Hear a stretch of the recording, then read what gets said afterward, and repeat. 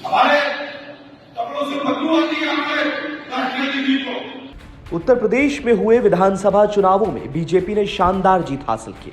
इस जीत की चर्चा पूरे देश में हुई।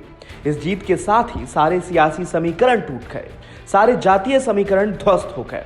लाभार्थियों का एक नया वोट बैंक भी सामने आने लगा। लेकिन एक समीकरण था जो जस का तस बना रहा। एक वोट बैंक था जिसको बीजेपी हिला नहीं सकी, और वो वोट बैंक था मुस्लिम वोट बैंक। मुस्लिम वोटरों की बात करें तो उन्होंने लगभग एक तरफा समाजवादी पार्टी को वोट दिया था, लेकिन फिर भी हार जीत के सियासी ग्राउंड में समाजवादी पार्टी को हार का मुंह देखना पड़ा। इसके बाद दिन बीते, सब कुछ ठीक चल रहा था, लेकिन रामपुर के एक मंच से उठी आवाज ने एक नया राजनीतिक माहौल खड़ा कर दिया। यह राजनीतिक माहौल नए विकल्प की आहट तो नहीं, सपा को बड़े सेटबैक का प्लान तो नहीं, या फिर यूपी में कांग्रेस के पुनर्जन्म की नींव तो नहीं। तो चलिए इस पर विश्लेषण करते हैं कि यूपी का मुसलमान क्या समाजवादी पार्टी से नाराज है और क्या नए राजनीतिक विकल्प की तलाश कर रहा है। तो इस राजनीतिक चिंगारी को समझने के लिए हालिया दिनों में मुस्लिम नेताओं के बयानों को खंगालना होगा, जहां पर उन्होंने कहा था कि अखिलेश यादव को तो उनके कपड़ों से बू आती है और मुसलमानों का राजनीतिक नैपकिन की तरह इस्तेमाल हुआ है। तो सबसे पहले रामपुर के उस मंच की चर्चा करते हैं जहां से इस नाराजगी का विस्फोट हुआ है। बात है 10 अप्रैल 2022 की।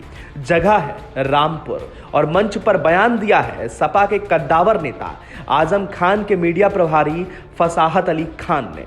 वो कहते हैं कि जेल में बंद आजम खान के जेल से बाहर न आने की वजह से हम लोग सियासी रूप से यतीम हो गए हैं। हम कहां जाएंगे, किससे कहेंगे और किसको अपना गम बताएंगे। हमारे साथ तो वो समाजवादी पार्टी भी नहीं है जिसके लिए हमने अपने खून का एक एक कतरा बहा दिया। हमारे नेता मोहम्मद आजम खान ने अपनी जिंदगी सपा को दे दी, लेकिन सपा ने आजम खान के लिए कुछ नहीं किया। हमारे राष्ट्रीय अध्यक्ष को हमारे कपड़ों से बदबू आने लगी है। रामपुर से उठे मुसलमानों के बगावती सुर यहीं नहीं रुके। इसके बाद संभल से सपा के सांसद डॉक्टर शफीकुर रहमान वर्क ने भी कह दिया कि बीजेपी को छोड़िए, सपा भी मुसलमानों के हितों के लिए काम नहीं कर रही है। इसके बाद तो मानो झड़ी सी लग गई। रालोद प्रदेश अध्यक्ष रहे डॉक्टर मसूद अहमद, सहारनपुर के सपा नेता सिकंदर अली, मुलायम सिंह यूथ ब्रिगेड सहारनपुर के जिला उपाध्यक्ष अदनान चौधरी, सुल्तानपुर के नगर अध्यक्ष कासिम राइन, सपा सरकार में दर्जा प्राप्त राज्य मंत्री रहे इरशाद खान, सपा युवजन सभा बिजनौर के नूरपुर ब्लॉक अध्यक्ष मोहम्मद हमजा शेख, इन सभी ने सपा से इस्तीफा दे दिया और कहा कि अखिलेश यादव के लिए मुसलमानों ने खून का एक एक कतरा तक बहा दिया, लेकिन अखिलेश यादव मुसलमानों के हित के लिए आवाज उठाना भी जरूरी नहीं समझते। और मुसलमानों की इस नाराजगी के चैप्टर पर ठप्पा लगाने का काम किया है all India Muslim personal law board के सदस्य कमाल फारूकी ने। उन्होंने तो अखिलेश यादव के राजनीतिक वजूद पर खतरे की संभावना भी बता दी। भाषा को दिए अपने एक इंटरव्यू में उन्होंने कहा कि यह सच्चाई है कि मुसलमानों का राजनीतिक नैपकिन की तरह इस्तेमाल किया जा रहा है। इस बारे में मुस्लिम समुदाय के सदस्यों को सोचना पड़ेगा। क्या उन्होंने ऐसी पार्टियों का समर्थन करने का ठेका ले रखा है जो मुसलमानों के बारे में बोलती तक नहीं है। आज मुस्लिम समुदाय में बड़ी संख्या में ऐसे लोग हैं जो इस बारे में सोच रहे हैं। अगर सपा को 100 से अधिक सीटें मिली हैं तो इसमें सबसे बड़ा योगदान मुस्लिम समुदाय का है। अखिलेश यादव को इस बात का अंदाजा नहीं हो रहा है कि अगर वह बोलेंगे नहीं तो उनका राजनीतिक वजूद भी खतरे में आ सकता है। इन सभी बयानों के इर्द गिर्द कई राजनेता इस वोट बैंक की ओर निहारते हुए देखे जा सकते हैं, और क्योंकि मुसलमान भी विकल्प की तलाश में नजर आ रहा है तो किसी भी राजनीतिक संभावना को खारिज नहीं किया जा सकता। आज शिवपाल सिंह यादव ने सीतापुर जेल में आजम खान से मुलाकात की।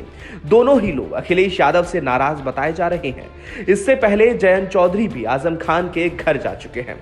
असदुद्दीन ओवैसी ने तो आजम खान को प्रदेश अध्यक्ष पद का ऑफर भी दिया है। कांग्रेस भी कुछ आस में है और मायावती तो खुलकर कह चुकी हैं कि दलित और मुसलमान मिलकर ही बीजेपी को हरा सकते हैं। बाकी अखिलेश यादव की भी अपनी मजबूरियां नजर आती हैं। वो जैसे ही मुसलमानों का कोई जिक्र करते हैं, बीजेपी तुरंत इस पर हिंदू मुस्लिम की राजनीति कर देती है और सपा को मुसलमानों की पार्टी के तौर पर प्रेजेंट कर दिया जाता है। अखिलेश समझते हैं कि अगर चुनाव में जीत हासिल करनी है तो 20% वोट बैंक के सहारे नहीं लड़ा जा सकता। यही उनकी मजबूरी भी है और यही उनकी रणनीति भी। बाकी आने वाला भविष्य बताएगा कि मुसलमान मान जाएंगे या फिर जीत कर आए मुस्लिम विधायक नया दल बनाएंगे या फिर किसी पुराने दल की ओर शिफ्ट हो जाएंगे।